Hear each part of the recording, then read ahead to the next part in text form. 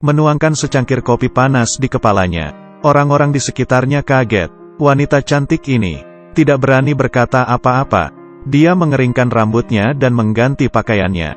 Duduk diam di kantor. Rekan-rekan menunjuk ke belakang. Label dia wanita yang jahat. Akhirnya pulang kerja. Mingyung baru saja keluar dari gedung kantor. Pria berjas itu menariknya.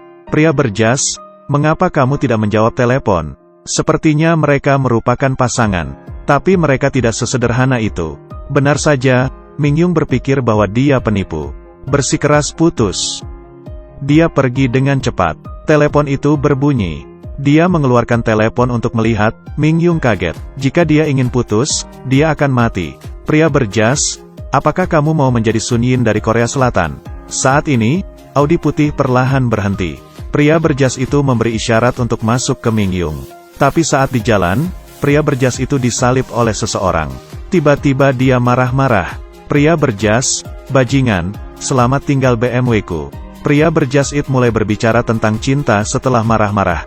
Aku akan pergi infus. Aku merindukanmu sepanjang malam. Tapi dia acuh tak acuh melihat wanita cantik. Dia tiba-tiba memalingkan wajahnya dan mulai memukulinya. Pria berjas, percaya atau tidak, aku lembut kepadamu. Mingyung yang tidak ingin mati. Mingyung yang tidak ingin mati. Tapi pria berjas itu terus melakukannya.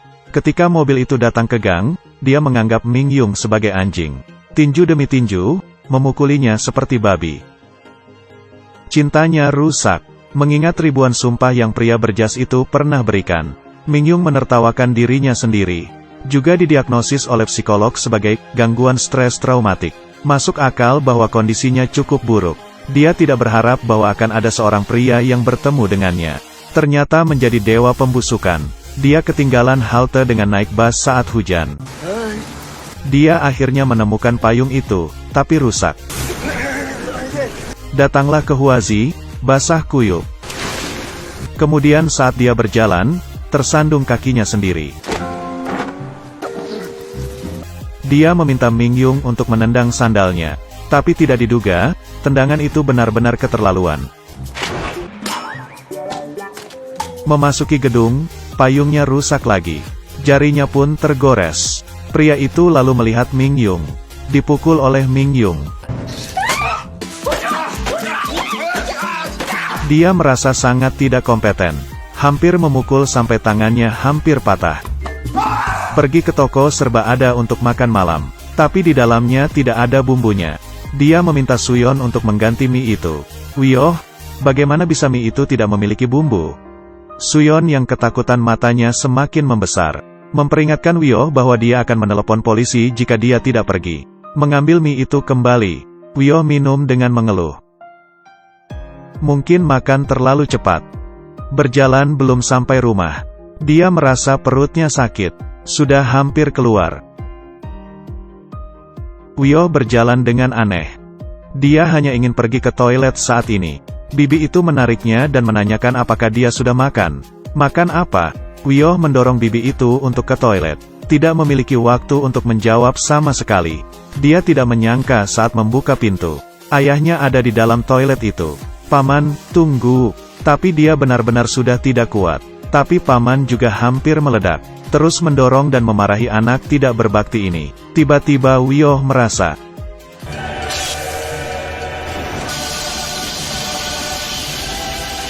Bubur putih itu meluap. Dia juga hampir meluap.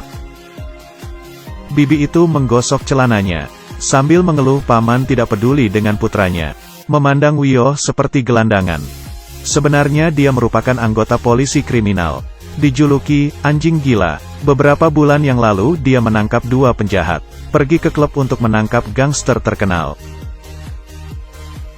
Lalu dia masuk ke KTV. Setengah dari kartu itu hilang. Hanya menemukan setengah dari kertas itu. Saat dia mengejarnya, orang ini ditikam. Polisi di daerah ini pun datang untuk menyapu geng-geng itu. Dia kira mereka memprovokasi. Mengambil Wioh untuk diinterogasi. Interogasi ini membuat Wioh gila. Pemimpin tim memperintahkan Wioh untuk mengundurkan diri dari pekerjaannya. Pulanglah ke rumah untuk menemui psikiater. Pemimpin, kembalilah bersama ibumu. Tapi itu hanya kebetulan. Wioh gampang marah. Dia bertemu oleh Mingyung yang tidak percaya oleh siapapun. Keduanya tinggal bersamaan di lantai dan apartemen yang sama. Wioh menarik celananya. Mingyung yang sedang berjalan melihat anak anjing yang tersesat. Jelek tapi lucu. Dia mengejar anjing itu sampai garasi bawah tanah.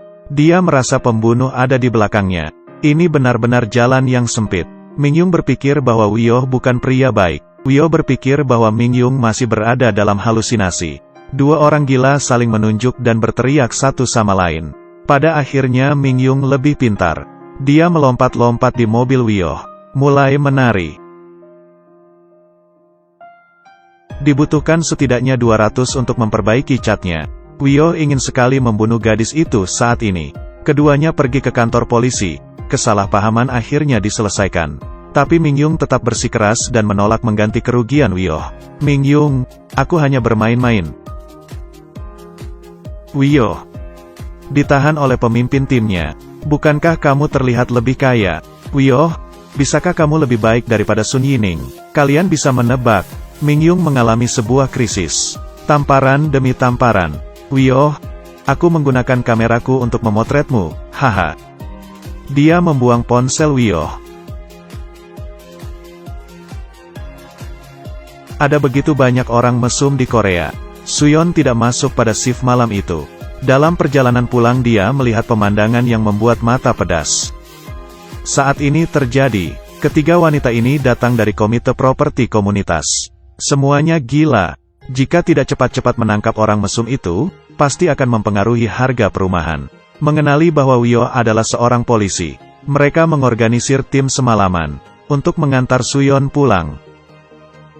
Kebetulan sekali, semua orang yang berada di tikungan itu bertemu dengan seorang laki-laki yang suka memakai pakaian wanita. Dia memperlakukannya seperti orang cabul. Wioh tidak mau menilai orang dari penampilan mereka. Menghadapi kekacauan ini, dia pulang dan bertemu Mingyung lagi. Wanita ini menangis dan menuduh. Katanya anjing yang dia ambil menghilang. Pasti itu adalah ulah Wioh untuk balas dendam, anjingnya pasti diambil. Anjing itu sangat lucu, bagaimana bisa dia mengambil anjing itu? Untuk membuktikan bahwa dia tidak bersalah, Wioh membawa Mingyung untuk memeriksa CCTV. Memperhatikan gambar lebih dekat. Anak itu sedang bermain dengan anjing itu di taman. Mingyung, kalian tahu ini adalah anjingku. Apakah kalian pencuri anjing? Setelah mencari anjing, Mingyung mau tidak mau percaya dengan Wioh. Dia mengusulkan untuk belajar bela diri. Satu pukulan untuk membunuh. Wioh tidak setuju. Siapa yang bisa menahannya? Tapi permintaan Mingyung. Setelah mendemonstrasikannya, dia jatuh. Bangun keesokan harinya, Wioh memutuskan untuk menjauh dari dia. Untuk melanjutkan kasus penyelidikan kasusnya. Melalui berita, dia mengetahui bahwa perempuan lebih cenderung suka mendekati pria seperti idol. Jadi dia memakai make up dan meminta bantuan kakak laki-lakinya itu. Nama saudara laki-lakinya adalah Mao Mao. Dengan senang hati membantu Wioh memakai make up. Kurang dari setengah jam, Wioh menghilang dari dunia, dan menjadi seorang gadis yang cantik. Wioh berjalan dengan hak tinggi ke lokasi. Pria berotot itu pemalu, dan Wioh juga sangat pemalu. Mereka berdua akan memeriksa barang. Setengah jalan. Berhenti pura-pura, menunjukkan saja identitasmu. Tiba-tiba, orang itu sebenarnya adalah agen rahasia dari kepolisian. Sangat disayangkan bahwa rekan-rekannya juga ada di dalam. Penindasan. Menyarankan Wioh untuk pulang, mandi, dan tidur. Wioh sedikit frustrasi, tertekan dan kembali ke dalam rumah tanpa menghapus riasnya. Itu karena saat dia berjalan di jalan sempit, Mingyung sedang berjalan ke arahnya. Melihat kaki panjang ini, berteriak dan jatuh dari tanah. Drama konyol ini berjudul Made for Each Other. Hubungan antara keduanya berlanjut di episode berikutnya. Film ini sangat bagus. Kita akan berjumpa lagi.